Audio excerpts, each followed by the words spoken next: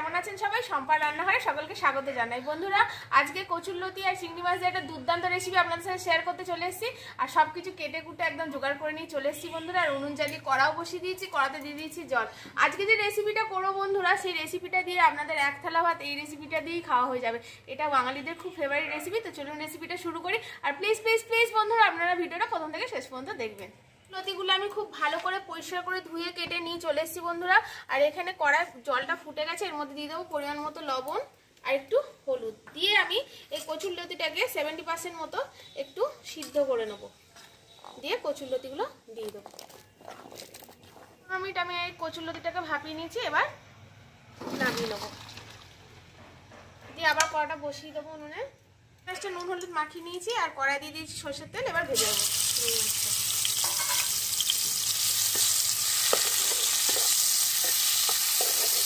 কচুকে বা কচুর লতিকে তুচ্ছ খাওয়ার কিন্তু মনে করবেন না বন্ধুরা। আমার দিদা কিন্তু বলতো যে কচু খেলে নাকি গায়ে রক্ত পরিষ্কার হয়, খুব কিন্তু উপকারী।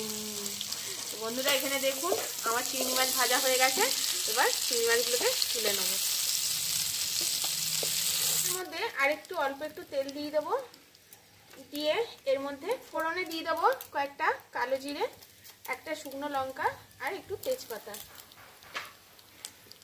দিয়ে একটু হতে দেবো। দিয়ে এখানে আমি দেখুন দুখানা পেঁয়াজ ভালো করে কুচি কুচি করে নিয়েছি, এগুলো দিয়ে দেবো। দিয়ে এবার খুব একটু ভালো করে ভেজে নিতে হবে। হালকা বাদামি করে ভাজা হয়ে গেছে। এবার এখানে দিয়ে দেবো রসুন আর কাঁচা লঙ্কা বাটা। রসুন আমি এখানে 9 কোয়া নিয়েছিলাম আর 3খানা কাঁচা লঙ্কা নিয়েছিলাম। আপনারা যেরকম ঝাল খাবেন সেরকম কাঁচা লঙ্কা দেবেন। দিয়ে খুব ভালো করে এটাকে আগে কষে নেবো।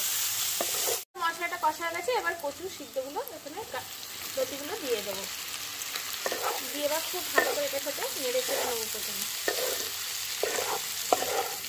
পরিমাণ মতো লবণ,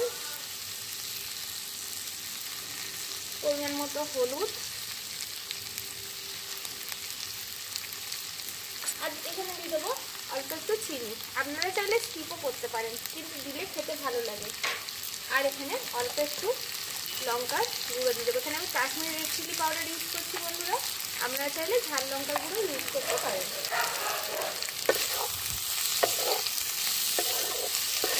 খুব ভালো করে এটাকে আগে একটু ভাজা ভাজা করে নেবো। ভেজে নিয়েছি। আর এখানে দেখুন আমি সাদা সর্ষে বেটে রেখেছিলাম, এবার এটা এর মধ্যে দিয়ে দেবো।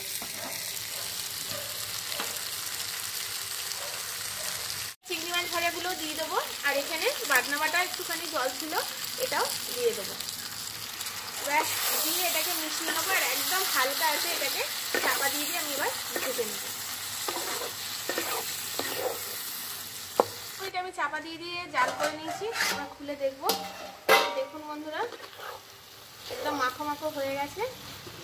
আর একটু ভাজা ভাজা করে আমি নামিয়ে নেবো। দেখুন আমার এগুলো একদম সিদ্ধ হয়ে গেছে। খুব বেশি কিন্তু এটা সিদ্ধ হয় না। দেখুন কীরকম সিদ্ধ হয়েছে আমি দেখাচ্ছি। এই যে দেখুন, এই যে যখন দেখবেন এরকম সিদ্ধ হয়ে গেছে, একে ভাজা ভাজা করে নামিয়ে নেবেন। খুব বেশি সিদ্ধ হলে কিন্তু আবার লতিগুলো সব জড়িয়ে যাবে বন্ধুরা। তো এটা একটু ভাজা ভাজা হলে আমি নামিয়ে নেবো। এটা হয়ে গেছে বন্ধুরা, নামিয়ে নিলাম। আর একদম ধিমি আছে জাল দিয়ে দিয়ে কিন্তু এটা আমি করেছি। কি সুন্দর দেখতে হয়েছে দেখুন বন্ধুরা, দেখেই লোভ লেগে যাচ্ছে। দেখুন তো বন্ধুরা, দেখে কি মনে হচ্ছে রেসিপিটা কীরকম হয়েছে? দারুণ স্বাদের হয় বন্ধুরা। আপনারা আমার কথা বিশ্বাস করে এরকম পদ্ধতিতে একবার করে দেবেন, এর স্বাদ আর জীবনে ভুলতে পারবেন না। আপনারা যখনই লতি দেখতে পাবেন নিয়ে এসে বাড়িতে এরকম রেসিপি করবেন। এইরকম চিংড়ি মাছের লতি রেসিপি করে আপনারা বাড়িতে খান। আর আমার চ্যানেলে নিত্য নতুন নতুন রেসিপি পেতে প্লিজ বন্ধুরা আমার চ্যানেলটিকে সাবস্ক্রাইব করে শেয়ার লাইক কমেন্ট করে দেবেন। পাশে থাকা বেল আইকনে প্রেস করে রাখবেন যাতে আমার যা ভিডিও সবার আগে আপনাদের কাছে পৌঁছে যায়। যারা ফেসবুক থেকে দেখছেন ভালো লাগলে পেজটিকে ফলো করে রাখবেন। আজকের মতো আসি বন্ধুরা, টাটা। সবাই খুব সুস্থ থাকবেন, ভালো থাকবেন, সাবধানে থাকবেন।